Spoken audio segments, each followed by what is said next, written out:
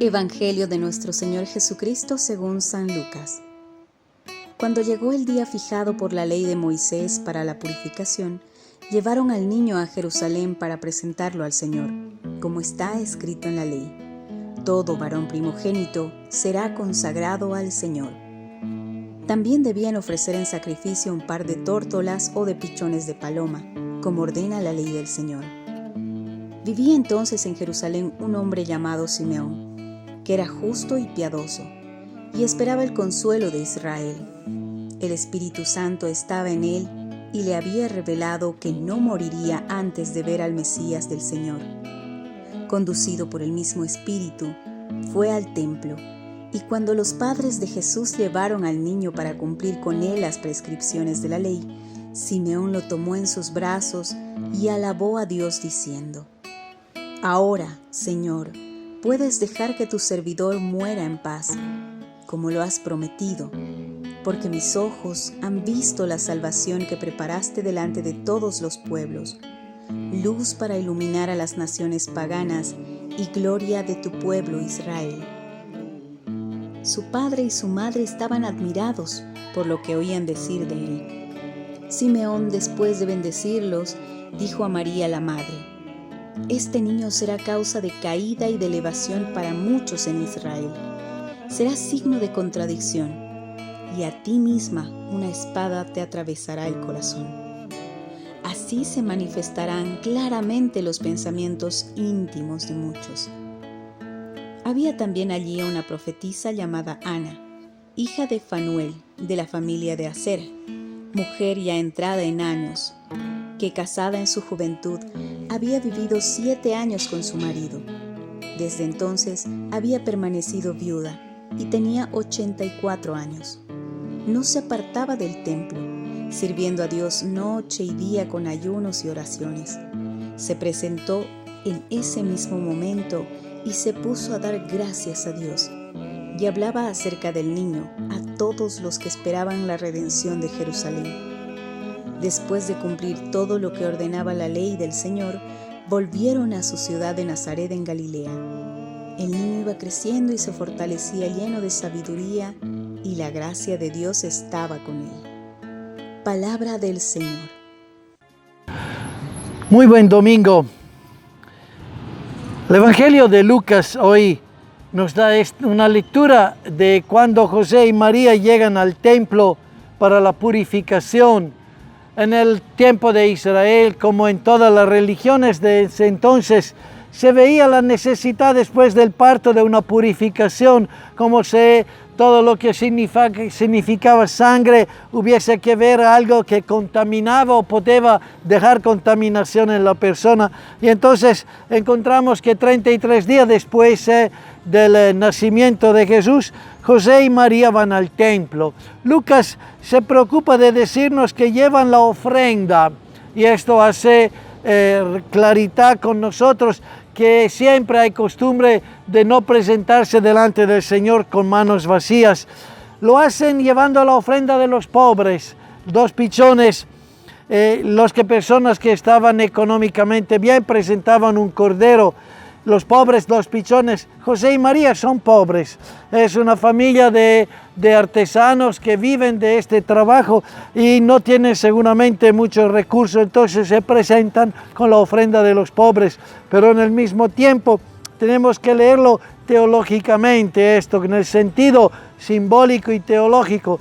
Dios está ya con los pobres, Dios viene con ellos, Dios camina con ellos, y son ellos con los pobres que Jesús, el Dios hecho hombre, se presenta y entra en el templo. Acompañado por José y María, destaca Lucas como José y María están empeñados a cumplir la ley y a las obligaciones que la ley daba e indicaba. Asumían las costumbres de su tiempo y sobre todo la relación con Dios y con las instituciones religiosas que ellos crecieron. La sintonía de María y de José aparece entonces como la sintonía con la palabra de Dios, porque subraya Lucas, lo prescribía la ley, estaba escrito en la ley del Señor, todo primogénito varón será consagrado al Señor. Y aquí nos da otro paso, esta visión que el hijo no es de propiedad de su padre y de su madre, este hijo es consagrado al Señor. Todo hijo responde a un proyecto de Dios, no solo y no tampoco a un proyecto humano. Simeón aparece en el templo. Simeón no es un sacerdote, pero Simeón es el hombre pío, es la imagen del Israel que espera la redención de Dios. Dentro de esta realidad muchos iban ya con el sistema religioso y vivían de eso, ya no le interesaba que venga un Dios, que en Dios sea un redentor que cambie la historia humana. Estaban conformados con eso, muchos estaban conformes con su vida y no necesitaban de nada, pero había quien vivía de las promesas y que tenía el corazón abierto a algo distinto, porque no se conformaba con un mundo que estaba corriendo y sobreviviendo con malafares, con chanchullos, con cosas pequeñas de todos los días. Hay quien sueña un proyecto verdadero de vida para todos, un proyecto de amor y de salvación, el antiguo proyecto de Dios en el cual Dios creó y creó que el hombre podía construir.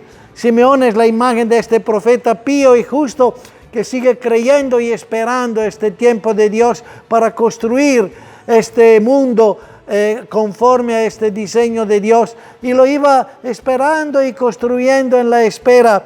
Él se aparece y reconoce en este niño el signo de la salvación, en esta pequeñez, en este pequeño signo cotidiano, el signo de la salvación. Y la espada de que habla a María y a José es la espada que para todo hombre que conoce la Biblia recuerda inmediatamente que la palabra de Dios será como una espada de doble filo que corta hasta y divide las personas y le hace claridad en sus intenciones y le anuncia que esta presencia de este niño será como esta palabra de Dios que divide y que desvela las intenciones de Dios y por ende las intenciones del hombre frente a las intenciones de Dios. No es tanto una espada del dolor de María que la tradición nos ha enseñado, cuanto esta palabra de Dios, que Jesús, palabra viva, es esta espada que ilumina la vida. Al lado de Simeón aparece Aná. Esta figura simbólica también profetiza, y es importante reconocer cómo en el pueblo de Israel, a pesar de la concepción de la mujer minorada respecto al hombre, es una figura de la profetisa, entonces tenía un rol preciso en este camino. Sus 7 años de matrimonio es el templo de la plenitud que recordaba el matrimonio de Israel con Dios. Sus 84 años que tenía recuerda esta vida fecunda que espera los tiempos de Dios. El Fanuel y Aser son imágenes insignificantes, indica la pequeña, la insignificante, pero era también la tribu que se había perdido, salvo ella. Entonces la persona que dentro de los desafíos de todos los días sigue fiel a Dios, también ella aparece y canta las maravillas de Dios. Con estas luces miramos entonces la familia. En este tiempo de Navidad encontramos la fiesta de la Sagrada Familia. Esta familia que nos presenta la liturgia en José, el niño y María. Bueno, en realidad es una familia al cuanto atípica, en cuanto María, la mamá virgen, el niño es el hijo de Dios, es de María y no de José. José es el padre adoptado con una tarea que Dios le da para el cuidado de su hijo.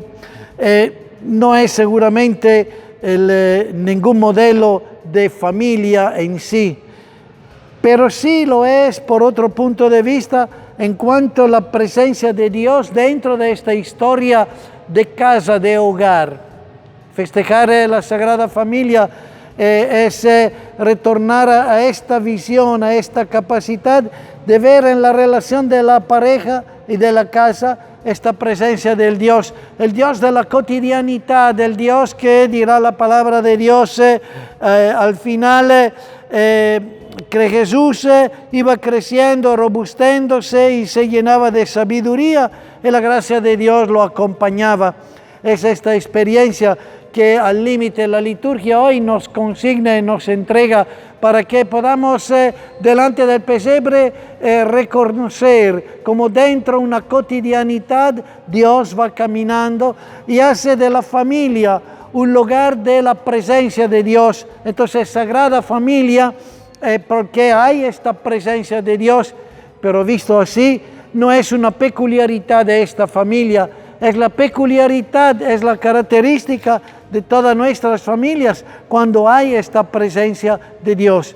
Entonces la familia se vuelve el lugar donde Dios se hace presente y donde aprendemos a caminar en esta cotidianidad con Dios. Sigue siendo el desafío de todos nosotros, muchas veces dispuestos a dar un tiempo a Dios, pero en circunstancias especiales o extraordinarias, en una fiesta como la del tiempo de la Navidad, mientras que Dios está presente dentro de esta cotidianidad y ilumina esta cotidianidad.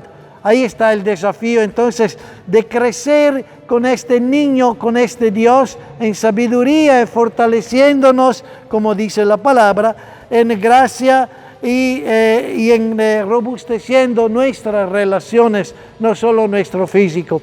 Ahí viene una visión entonces de la familia como el lugar sagrado de esta presencia de Dios, que podamos vivirla, que podamos celebrarla, que podamos hacerla nuestra en la cotidianidad. Feliz fiesta de la Sagrada Familia.